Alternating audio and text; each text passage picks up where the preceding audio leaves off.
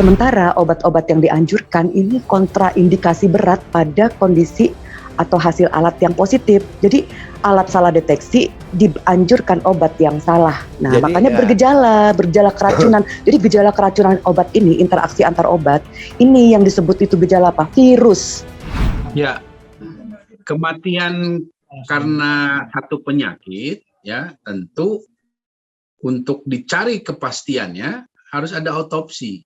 Ya, otopsi itu dalam mekanisme prosedur ilmiah itu seperti itu. Apalagi satu wabah, itu satu penyakit. Ini sebetulnya kematiannya apa karena COVID-nya atau karena komorbidnya. Nah, ini harus dilihat dari riset, harus ada studi gitu untuk menjadi dasar semua pihak, baik itu pemerintah, apalagi para peneliti ya, dan juga tentu untuk para klinisi dan juga informasi umum untuk masyarakat.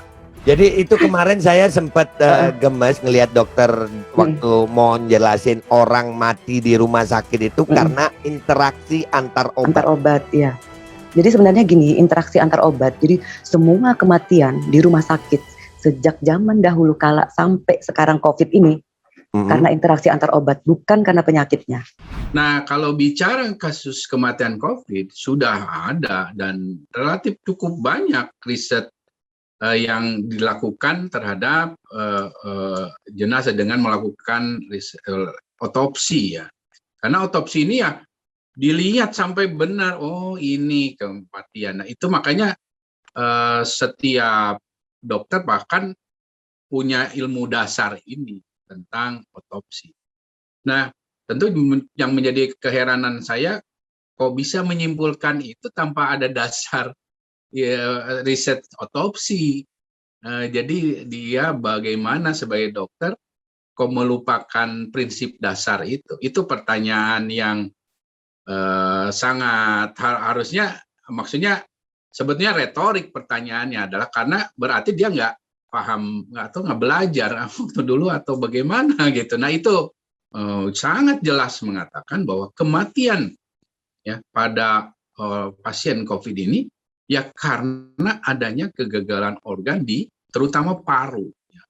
Jadi dari semua yang diotopsi ya jenazah-jenazah yang kayaknya dibelek ya dilihat itu 100% semuanya itu mengalami atau pertama terdeteksi virus itu di paru itu 100%.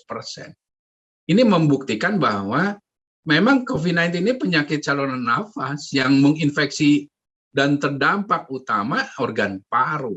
Dan kematian yang paling mayoritas terjadi karena kegagalan di organ paru ini.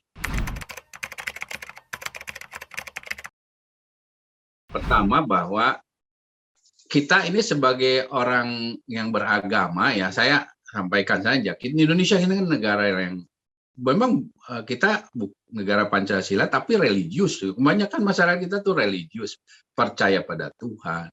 Tuhan itu menciptakan sains. Jadi kalau percaya pada Tuhan, ya percaya pada sains. Pendekatan kita, baik pemerintah, masyarakat, harus berbasis sains. Ya. Kalau bicara sains itu bicara ada metode, ada fakta atau bukti ilmiah gitu. Itu sains. Jadi nggak bisa dikira-kira atau katanya-katanya atau berasal dari sumber yang tidak terpercaya.